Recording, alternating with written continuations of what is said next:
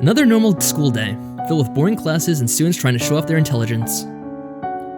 Naturally, I was one of the students who just barely slid by, thanks to pure luck.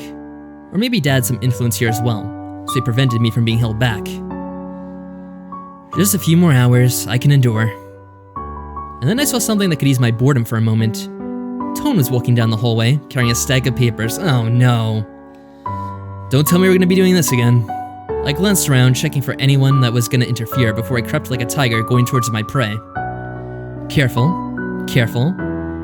Need to not make a sound. Hello, Evan. Darn, she heard me. Well there goes surprising you. My plan was to get right behind you and grab your shoulder, making you scatter the papers in shock. I heard your footsteps and breathing. How do you know it was me? No one else would have been trying to hide their sound. What about Riker? He would have been snickering too. He does that. You hear us when we do that? Yeah, I pick up on sounds easier than most people. So you knew we were messing with you? Yes.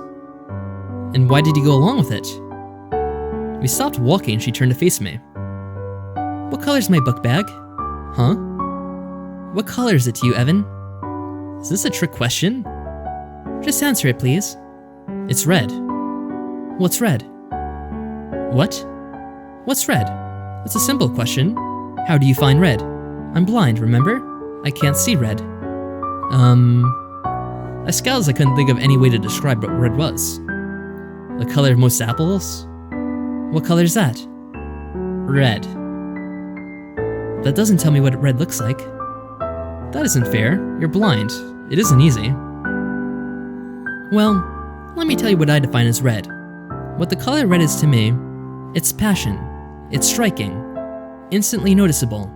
It's violent. It draws attention to itself.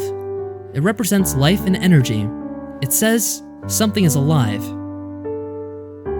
But those are adjectives. They don't say at all what it looks like. I'm blind. To you, red is just a color. Something common, every day. If I say, what color is that stop sign? You don't even need to answer to know what it looks like. Your brain already knows. It's different for me. Colors are something different to me. I don't just think of them as a color, since I can't see. I think of them as words, and piece together an image in my mind using what the color means. So to you, red is a color. To me, it is something more. It is telling me something is passionate, strong, alive, striking. I've never thought of it like that before. How we see the world is completely different. I don't consider myself disabled. It sounds like people are trying to say something is wrong with me, labeling me like I'm some kind of unfortunate existence. I'm not some kind of thing to be pitied like a child who lost their parents. There's nothing wrong with me. I don't need to be fixed. She handed me the papers and walked over to the windows, and felt around till she found the latch and opened it. I don't want people to feel like they have to be cautious around me, like I might break. She turned and smiled at me. That's why I like you and Riker, because you don't treat me like I'm some kind of special person. You treat me like anyone else. This is like one of the lines which I thought was kind of weird. I mean, I get that she'd want to be treated like an ordinary person, but the thing is, they don't really treat her like an ordinary person. They go out of their way to bully her and kind of take advantage of her blindness to, you know, do cruel things to her and have fun at her expense. So, I don't know, I don't quite agree with what she's saying, but, you know, whatever. I frowned. Not that she'd notice. It bothered me what she said. Were we really treating her any different? To me, it looked like we were just using her for amusement. We were worse than the others. To have people just be themselves around me, it's refreshing. So that's why you go along with it? Yeah. I don't understand. It is simple. I don't want to be a porcelain doll behind a case. I want to be free with everyone else, not behind a display case. I don't want to be in this cage. I want to fly. She reached out the window like she was trying to grasp something in the distance. I want to spread my wings and go where they lead me. I don't want to be a princess surrounded by stuffy knights. I'd rather be the peasant girl who helps out at the tavern having a jolly time with the drunkards. Wait, did she just say that I was a drunkard? I don't really understand, but okay. Could I have my papers back? Why are you the one carrying them around? I handed them back to her. Because I can. I volunteered and I can do it. Sierra, get away from her! Oh wait, that wasn't... It was just Sierra saying, get away from her! I jumped back a foot as I heard a familiar screech. Sierra flew down the hallway and rushed up to Tone and hugged her. Did he do anything to you? Don't worry, I'm here. She began glaring at me. I guess I kinda understand what Tone was saying there about people kinda treating her like a porcelain doll. I didn't do anything. It's true. Thank goodness I made it just in time then. I wasn't going to do anything either. Evan, you can't fool me. I know what you're like. Stay away from Tone. Don't you have more important things, student council prez, class rep, head of the cheerleaders, and whatever else you signed yourself up for? It's because of students like you and Riker that I took on those roles. Because you need to be put in your place. Riker always gets a pass by everyone due to his athletic skills and status, but you are on my hit list. You don't get a pass. Well, more specifically, you shouldn't, but you're a piece of trash. Oh, but your piece of trash dad always bails you out.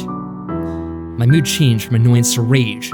Hey, no one talks about my dad like that. See, that's the second time he gets offended just because something is said about his dad. It kind of reminds me of Marty McFly, whenever they call him Chicken in Back to the Future. Your dad should have been kicked off the force the instant he started using his status for gain. He's completely corrupt, and I will not stop, because it's the truth. So go ahead, hit me. I'm sure your dad will get you off the hook. It'll just prove my point. You and your corrupt dad should be behind bars. I clenched my fist. I wasn't going to hit her. I wasn't going to hit her. The only reason that hasn't happened is because of his status. The instant that goes away, that will be the reality. And I will see that happen. That is the reason I'm studying law. I will balance out the system. People who are corrupt and who take advantage of their status to commit or allow crimes to go on, I'll have no mercy on. Honestly, I don't know why Sasha hangs out around you. Since the future is crystal clear, once you move away from Daddy's power, you'll get yours and spend the rest of your time behind bars for whatever crime you'll commit. Come on, Tone. Let's get away from future prisoner number 522114. Damn. I snarled at her as she walked away. Now I was ticked off. I couldn't wait for school to end so I could spend some time with my angel.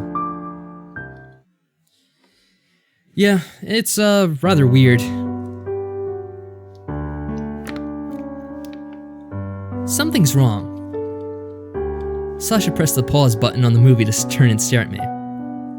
She was sitting on the floor in front of my bed, while I was leaning on it gazing at the popcorn ceiling. You aren't even watching the movie. This is the one you picked. It's nothing. I reached for the remote, but she prevented me from grabbing it. Well, I could have, if I did more than sit up.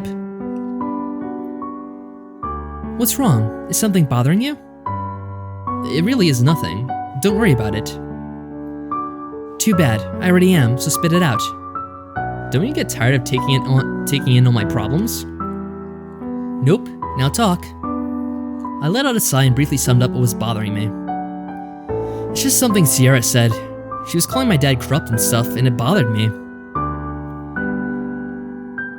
Your dad's a great cop, though. Why would she say that?